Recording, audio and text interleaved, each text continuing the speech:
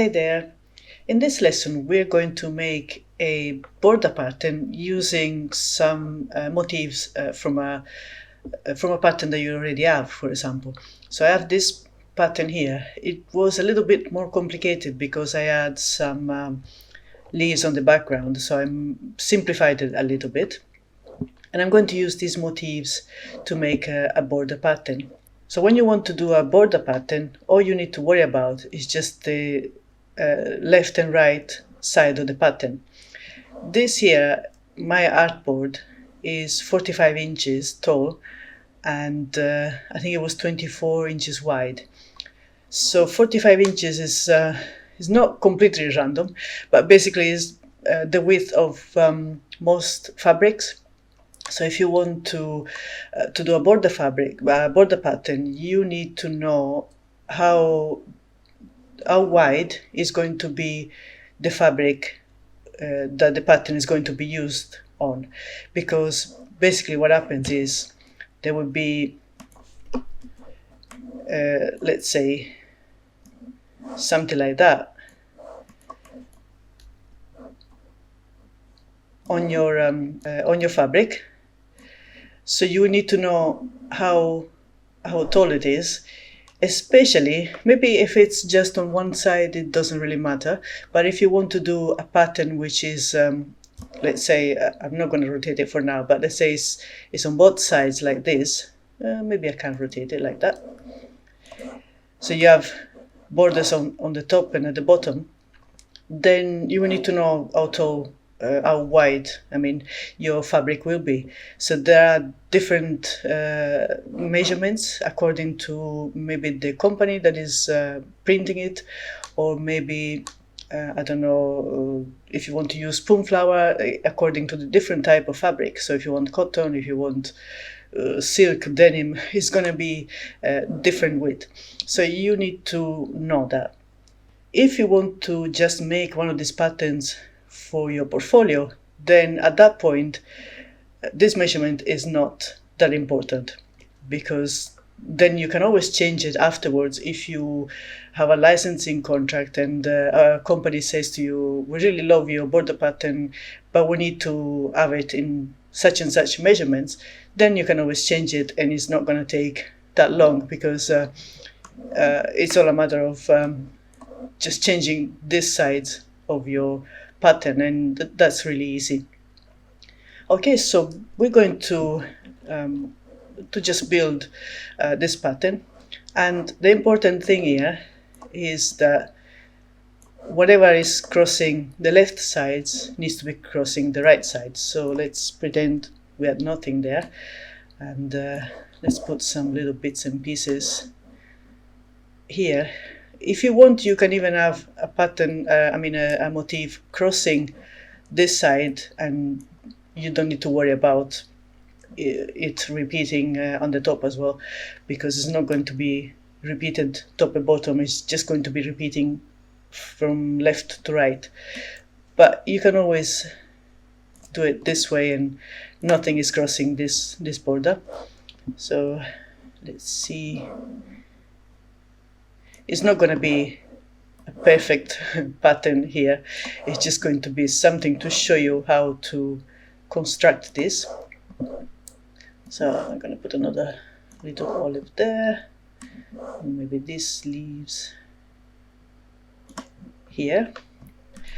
And then what you need to do is just select everything that is crossing the left side, transform, move, and I'm pretty sure it was 24 inches horizontal and 0 vertical, and copy. So yeah, it looks about right. So this motif here is actually repeating and is crossing, so I might just get rid of that one and maybe just move this. So try to make it, pretty and as you like. Let's see, try to find something different, but just put one of these here, and then there should be some single leaves, something like that. there. So you have your pattern, and what I did with this one was just pull out the pattern from here.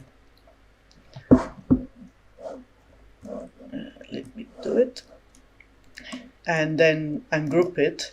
So right click and ungroup, and then you can use the single elements if you have a pattern already. If you're making a pattern, I mean some motifs just for this, then just use your motifs. Let's see something else. Let's move that one.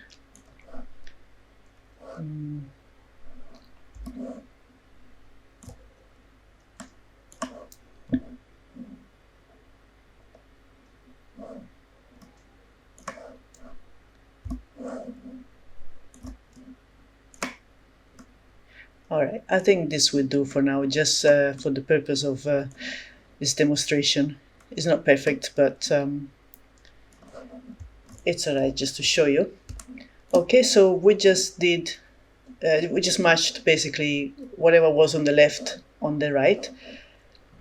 And then what I'm going to do is I'm going to do the usual background bounding box. So let's make it 45 by 24. Oops, I did it the other way around. Okay, so no fill and no stroke, and we center it. And we send it to the back. And if you want to make sure it's at the back, just check the layers. And it's all the way at the bottom, so it's at the back.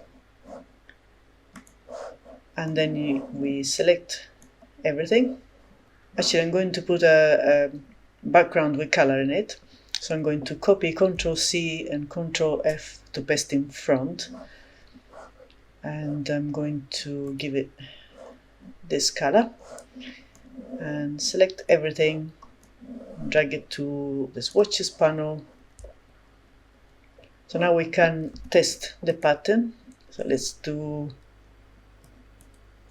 I don't know, 50 and do 45.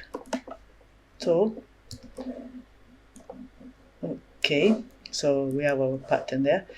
And if you press the tilde key, which is to the left of the number 1, at least in my keyboard, this is an English keyboard, and you press the tilde key and you click and drag, it should bring the pattern down, so you can check it if it looks good and if there are things to change. So if you make it taller than 45, it will repeat this. So let's see, just to show you. See, you can see it starts repeating again, because the repeat is every 45 inches. So let's make it as it was. And then when you send it to the mill, to the fabric mill to be printed, then it will print like that. They will have probably rows. Of course, here it doesn't match because this is just the square with the pattern in it. It needs to be like this, basically, to be matching. But this is how it will be printed. Okay, and if you want to do a border on the top as well, then all you need to do is I'm going to select all this, and then hold the shift key and deselect the two boxes. So there's the background and the bounding box. And then I'm going to hold down the Alt key and drag this. And if you hold down the shift key, it will keep the same position. And then I just drag it and hold down the shift key, and it will keep it at 45 degrees angles. And then I just put it a little bit down, so this repeats as well. And we make a new pattern, and so click and drag it here, and when we try it, it should repeat at the top as well. So sometimes you will have this, because basically it will show you, for example, let's see, around here, and then the other repeat at the top. So what you need to do again is to move the pattern inside the box. So bring it up or down, doesn't matter, until you get the right positioning. So of course this one can be improved because there are some spaces there that can be filled, but this was just to show you the principle of how to make a border pattern, which is pretty simple because you just need to match the two sides without worrying about the top and the bottom like we normally do if we're making a repeat pattern like this one, for example, where everything that is repeated here needs to be repeated at the bottom as well. In the next video, I'm going to show you how to do a border pattern like this, but with a corner. So for example, if you want to design something for a tablecloth, or maybe a blanket, baby blanket or anything like that, anything that has a pattern all around and nothing in the middle, then you can use this technique. Okay, I'll see you in the next lesson.